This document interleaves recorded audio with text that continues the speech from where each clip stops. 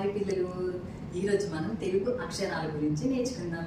మొత్తం తెలుగు అక్షరాలు 56 అక్షరాలు. వాటిని 3 విభాగాలుగా విభజించారు. 1 అచ్చులు, 2 హల్లులు, 3 ఉభయాక్షరాలు. ముందుగా మనం అచ్చుల గురించి తెలుసుకుందాం. అచ్చులు మొత్తం 16 అక్షరాలు. అవి ఏమిటో చూద్దాం.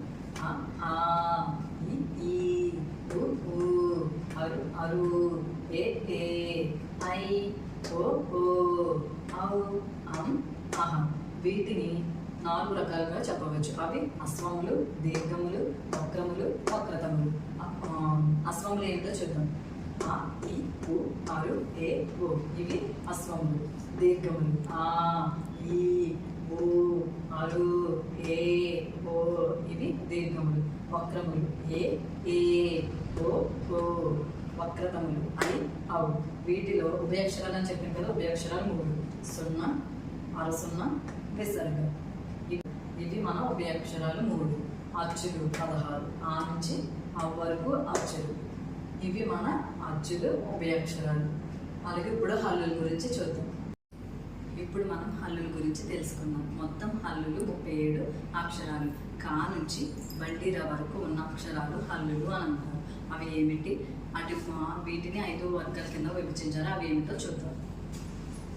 క, ఖ, గ, గ, ఇన్య, చ, చ, జ, జ, ఇని, ట, ట, డ, డ, అన, త, త, ద, ద, న, ప, ప, వ, బ, మ, య, ర, ల, బ, షే, ష, స, హ, అల, అక్ష, బండిర. ఇవి మన హల్లుల అక్షరాలు. వీటిని 5 వర్గాల కింద విభజించారు. అవి ఏమిటి? క, ఖ, గ, గ, ఇన్య, ఇది కా వర్గం. చ, చ, జ, జ, ఇని, ఇది చ వర్గం.